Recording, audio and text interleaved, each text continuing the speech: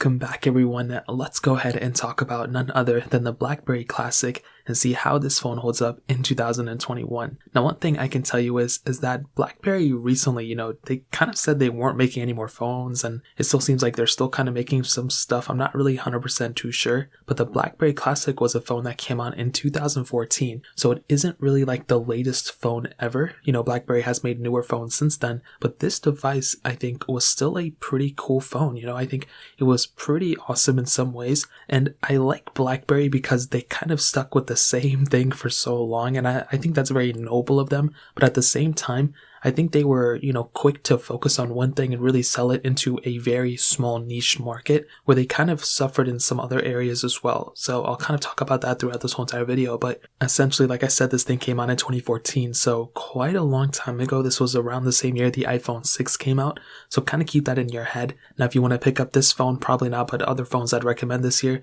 links will be down in the description. You can get them from there and help support the channel at the same time. Now, the front of the Blackberry Classic, you can see we have that 3.5-inch IPS panel, and surprisingly, like I've said this before, the panel itself really isn't even that bad. I think it's a pretty good panel. It's touchscreen, obviously. It's exactly a square panel, so it's 720 by 720, so pretty much HD, which is really good. No high refresh rates, nothing like that, but it still looks like a pretty decent panel. Now, you do have that, I guess, middle bar in the middle of the phone. You have like the pickups, phone screen, whatever, the phone calls and all that stuff. The middle little gesture button as well, which I really like, the back button. And underneath those things, you do have the star of the show, the Qwerty Keyboard. This is one of those things that, like I mentioned, you either love it or you hate it. I think it was capacitive as well, so you can go and kind of, swipe your phone around or swipe through the whole entire OS just by swiping through the keyboard, which is really cool. So I think this, phone was kind of a cool thing in that sense, but in some ways it really aged this device, and Blackberry knew it because obviously they don't make any phones anymore apparently.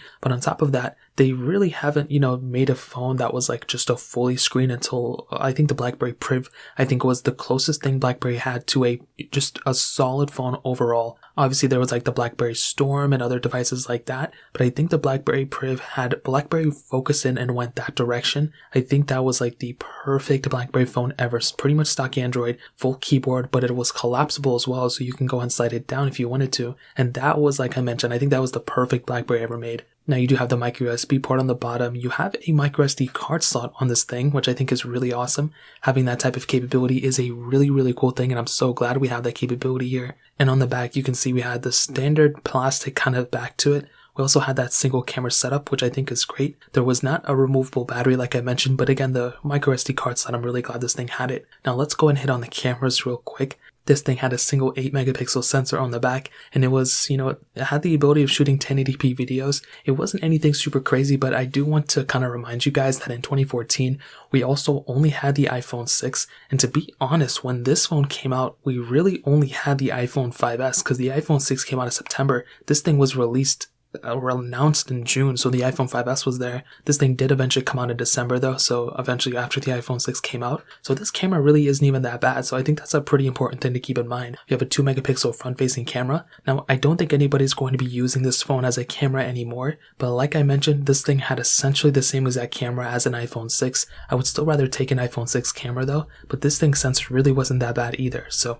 as I mentioned before, that's a pretty big thing to keep in mind. So I think in terms of a camera standpoint, I personally would not use this thing anymore, but I know some people who would, if they needed to. It's not a great camera anymore, and I think the age of it is probably worse than anything else about it. So in terms of the camera setup, that pretty much covers it up there. Now let's go and hit on pretty much one of the weirder things about this phone, which is the software. Now, I know a lot of people who are really passionate about Blackberry OS. They love this thing a lot. Me personally, I'm kind of in the middle. I never really liked Blackberry OS from any device ever. I think the closest thing, like I mentioned, was stock Android, which was kind of on the Blackberry Key 1 and the Key 2, but obviously with like the Blackberry Priv, those were my favorite versions of Blackberries ever. Even the Key 1 was pretty good in my opinion. Now with this device, it's actually still fairly stockish in a way. I mean, it doesn't have like anything crazy, but you have the ability of downloading Android apps and stuff like that, but it just really wasn't super popular. So because of that, I think Blackberry knew they didn't really want to upgrade this thing or give too many updates to this thing, because not that many, people owned it at the time.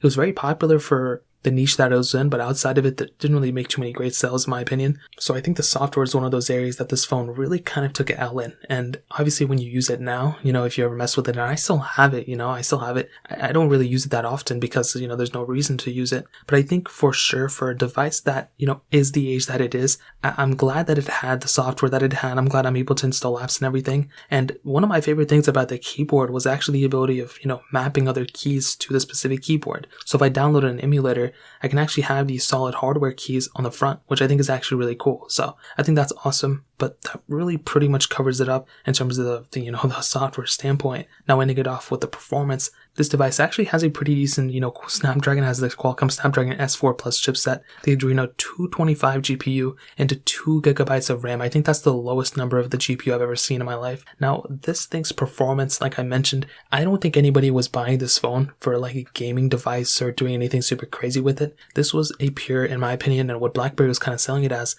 a professional device, as a, device that people want to go ahead and respond to a bunch of emails with and, kind of do a lot of more businessy type of things. I don't think Blackberry was selling or marketing this device as a gaming device or a phone that if you want to get the most power, this is a device for you. This is not the case. This device, and you can see from every single Blackberry commercial ever made, I think this was a phone specifically made for professionals. And I think that's a great thing. I'm really happy for it. But it is a very important thing to keep in mind that you want a phone that's going to be able to do everything you throw at it. This is not going to be one of those phones. I think an iPhone 6 is more powerful than this device in my opinion. And I think a phone like the iPhone 6 that came out this year is more relevant. The fact that it still has all this software updates and all this hype around it is very important. I think the Blackberry Classic is a really good device for the functionality that it brought, but I do think the performance is one of those areas that I'm not really happy about, and it is one of those areas that had, Blackberry kind of focused in on it and improved it a little bit. That would have made this phone a much better seller in my opinion, and it would have probably made it a little bit more future-proofed, and people still talking about it in 2021 like myself would probably be able to talk more about it. So I think in terms of that pretty much covers the performance segment.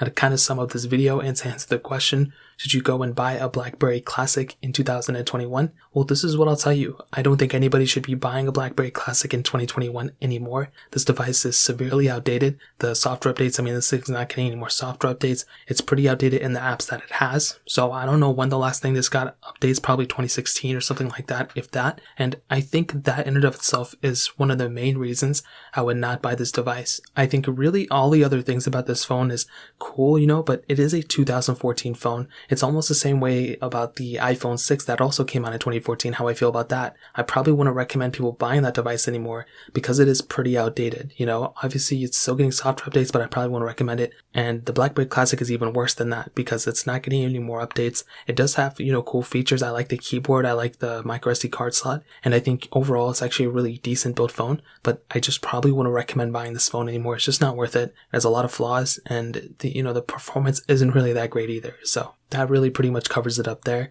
If you guys want to pick up some other phones I'd recommend this year, links will be down in the description. You can get them from there and help support the channel at the same time. If you guys have any other questions or anything like that, let me know in the comment section as well. Hit the like button, that would mean so much, but definitely hit the subscribe button. Every single subscriber that we get really does count, so it means so much if you guys could hit that. Also check out the other links down in the description as well. My Twitter, my Instagram, my other channels. More importantly than everything else, I love every single one of you guys. Hopefully I'll get you guys in the next video. Peace out till then.